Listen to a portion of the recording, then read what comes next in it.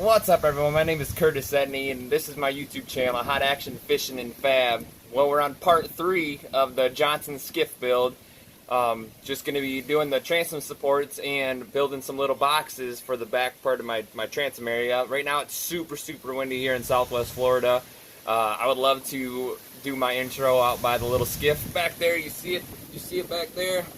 But as you can probably hear now, it's crazy windy. So well, this is part 3. I'm going to do my best to film as much as I can, and you hear me the best you can, I guess. I'm going to probably do a ton of voiceovers in this episode.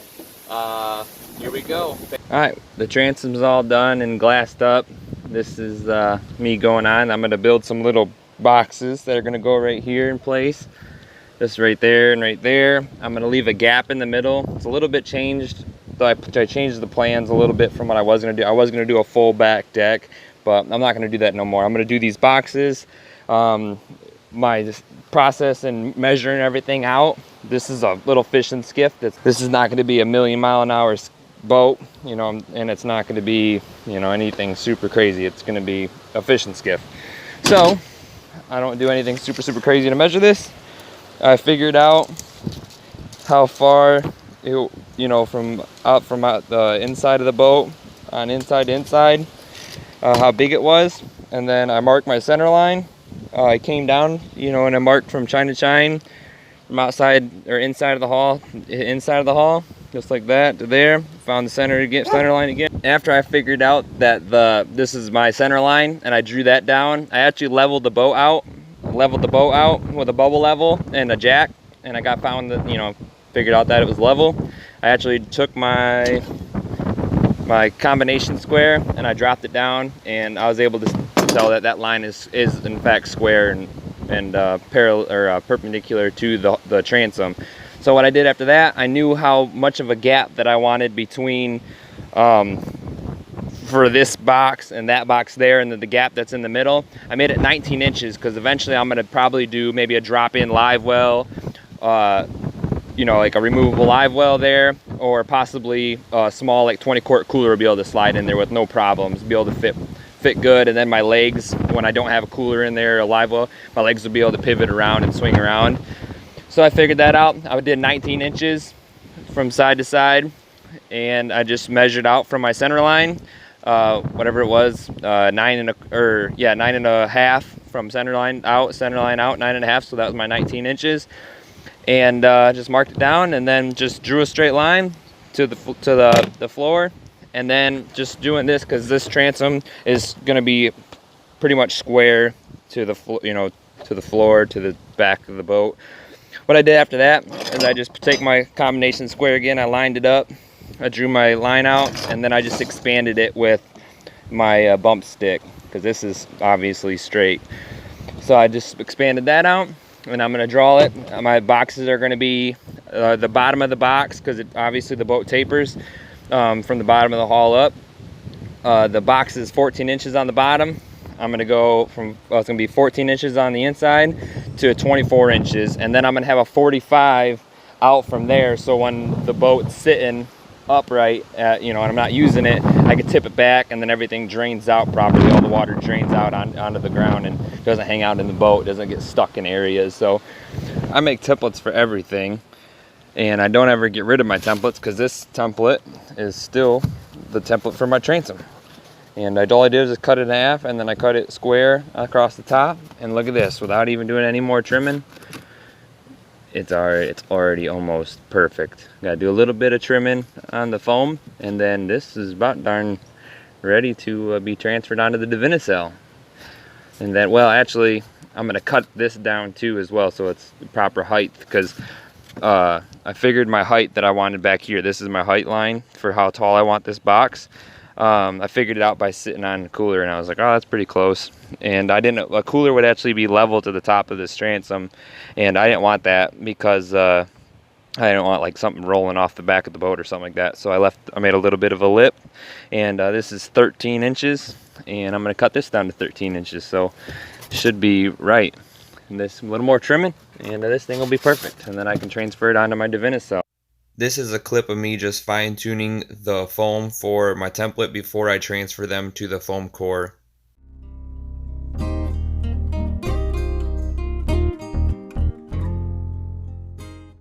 Divincell is not cheap. Try the best you can while tracing your templates out to reduce your chance of having a lot of scrap material.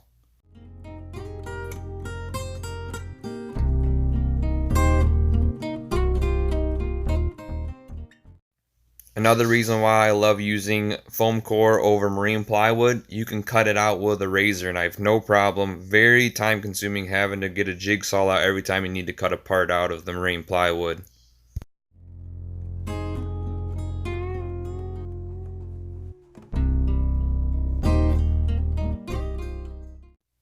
Now I'm just laying my Divincell down onto my 2-ounce chop strand. Need 2 layers on both sides of every part to make up my 4 ounces. Just tracing out the material with a marker and coming in with my scissors to cut it all out.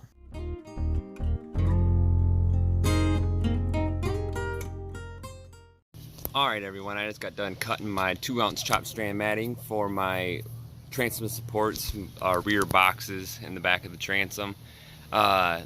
Usually when I work with the Divincell foam core composite materials, I always do a 3/4 ounce layer of chop strand onto my Divincell, and then a layer of 17 box over that. That's like super strong. I kind of think that's the way to do it. But talking with some other guys that are in the fiberglass business, and reading on some blogs, some guys will just throw 4 ounces of chop strand matting over top of the Divincell and call it a day. You know, I'm obviously on both sides. When I bought all this material, I got a huge deal on everything. I got a huge deal on the Cusa board, the Divincell. I got like 20 gallons worth of resin, all the hardener, everything like that, and 100 and something pound roll of chop strand matting, 2-ounce chop strand matting. I have an excessive amount of it. I didn't really know when I was ever going to use it, and this skiff is just a little skiff. It's not going to be a huge horsepower, fast running, wave jumping boat. It's just a little skiff just to get the job done, get out on the water and catch some fish. So I'm not all that worried. I'm going to try it. A lot of other guys that do it too, they use the 2-ounce chop strand matting and they think it's good enough. So like I said, I got an excessive amount of the 2-ounce chop strand, so I'm going to use it up. Remember, sand everything and wipe everything down with acetone really good. Make sure it's super clean. Cleanliness is probably the best thing when it comes to working with fiberglass and polyester resin. The cleaner everything gets wiped off and sanded down, the better everything's going to bind and grab together, and you're not going to have anything to worry about. Wipe everything down with acetone. Alright, getting ready to throw my PPE on and take my 6-inch DA sander with 60 grit sandpaper and just start sanding, going to town. I'm going to sand all the areas where I'm going to lay up some fiberglass and get it all glassed up, wipe down with acetone, and go from there. You're going to notice that I'm jumping around some in the videos. I'm trying to cut the videos down a bit because I use my phone to edit, and long videos are really hard on my phone to produce them. I'm going to take the resin and load up my Divincell with it, thick, because the Divincell will soak up some of the resin. I will let the layer of resin tack up a little bit before I put my first layer of chop strand matting on, and I'll use my hands to push the chop strand matting into place before I start using my roller to slop on some resin and push it into place. Right after I lay out my first layer, I am coming in with my second and final layer of chop strand matting. One reason I like using the 1708 over the chop strand matting is, in my opinion, either no, the 1708 has way more ounces of glass in it. I think I use less resin with the 1708. I feel like the chop strand matting soaks up way more resin and it's harder to saturate it with resin.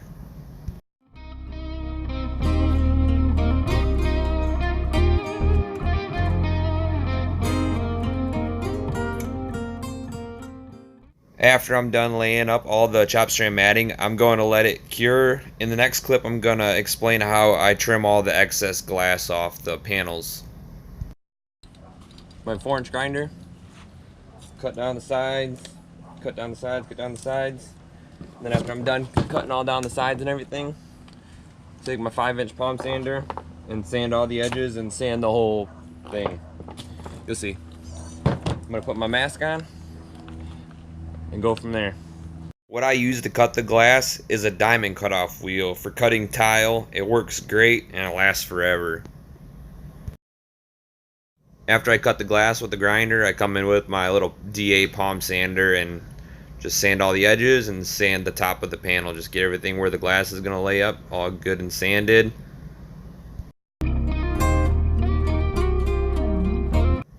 Wiping my panels down with acetone, making sure they're good and clean.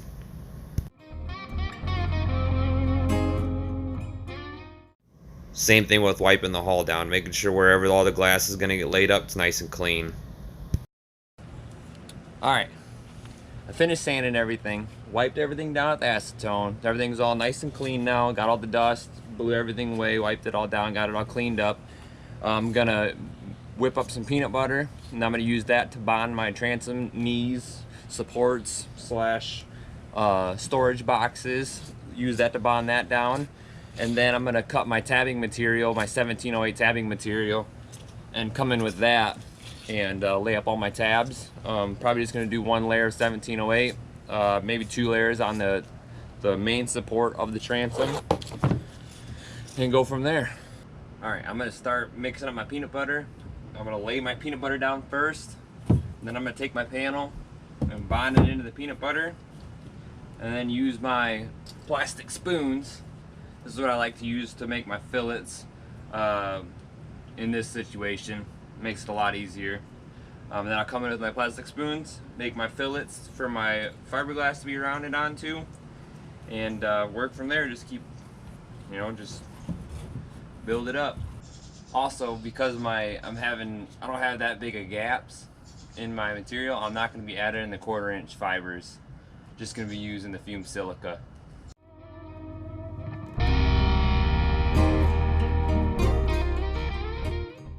This drill attachment for mixing paint makes life so much easier when you're adding into your fumed silica and mixing it all up. Helps a lot to thicken up and make it fast. It sucks trying to mix it in with just a paint stick.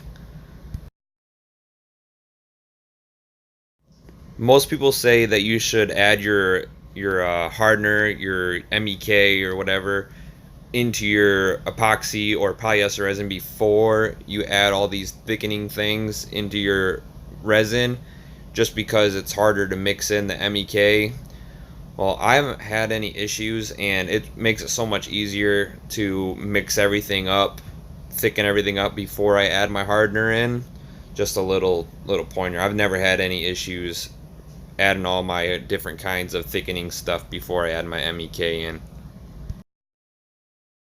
When you're bonding your panels in this way, you use a lot of resin, a lot of excess, and when you squish it down, that leaks out the sides. That's what I use to make my fillets. I take my spoon and I just scrape it along the panel, and I make my round fillet for my fiberglass.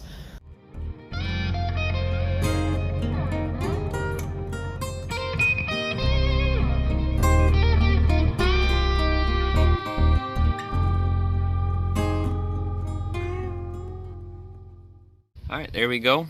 I got all my fillets all done. I was going to try to glass them up right now, but I think it's going to be too wet for too long. I didn't kick it super hot because I wanted a lot of working time. That just meaning I didn't add a lot of hardener into my polyester resin to kick it super fast. Say it again, I didn't add any 1/4-inch chop strand fibers to this. This is just polyester resin and fumed silica, and that's what I use to make my fillets, and it's looking pretty sweet. I'm pretty happy with the way it came out. I'm actually just going to let it kick overnight instead of jumping right in and trying to lay up some glass over top of it. Gonna let it kick, and then I'm going to come in with my sander tomorrow morning. I'm going to come in my sander and clean up the edges, clean up all around the edges where it could be a little bit more rounded. Like this edge here could have a little bit more of a round to it and look a little bit nicer after it's done in fiberglass. Same thing with that side. But yeah, those are my fillets. those are where the boxes are going to be. There's going to be storage here and storage here, and then this is where my bilge pumps and my drains and everything are going to be at, and my live well pump. Yeah, looking pretty sweet. My GoPro battery died. Obviously, I sanded everything, got it cleaned up. Now I'm just wiping it down with acetone. Helpful tip, have all your tabbing all pre-cut. Working with fiberglass, once you mix in your hardener, you only have so much time to get everything all wet out and all the air pockets all worked out. I am wetting out and laying up my 1708 tabs. I cut them to 8 inches wide. I wet out the glass with my resin, and while it's on my table soaking, I wet out with my roller or my brush where I'm going to lay up the glass. After I get it all wet out, I use my hands to work the 1708 into place. 1708 is very malleable and easy to work with. After I get it all worked in with my hands, I take and use my roller and my chip brush to push it into place and work all the air pockets out.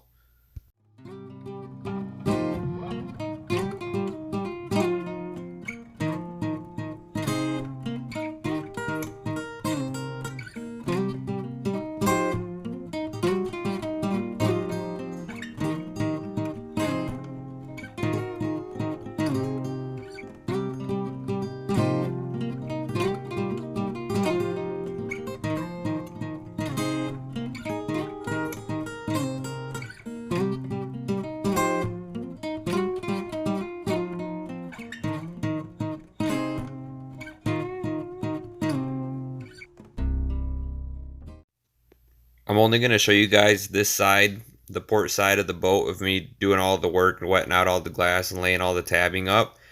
This video is getting pretty long from my phone. I use my phone to edit all my videos and everything, and I use a single GoPro to shoot everything, use my phone to edit it. So when these videos get super long, it's kind of hard for my phone to process and do all these videos and everything like that. Hopefully one day soon I'll have a computer and it'll make it much easier, but till then, this is what I'm working with. Thank you for bearing with me, and you guys see what I do. Yeah, thank you again. Thank you very much. Like, share, subscribe. And here it is, finally, after freaking seems like weeks of just nothing but working on the house, dealing with weather, because I work outside, I work in my backyard, building all my little skiffs, and just haven't had the time, or it seems like something was going on, and I wasn't able to work on this thing. But here it is, the final product. Not absolutely final, but yeah, I'm gonna let this harden up just for the time being. I'm gonna push it out into the sun so it kicks really good, and then we'll come back at it again a little bit later. I think I'm gonna probably cut out, if you can see it, probably cut all that out of the front of the boat. I think the glare, the light's messing with it, but there's some stuff up there that needs to get cut out still. So here's part 3, all said and done. Thank you very much for watching. Subscribe to Hot Action Fishing and Fab. Thank you, have a wonderful day.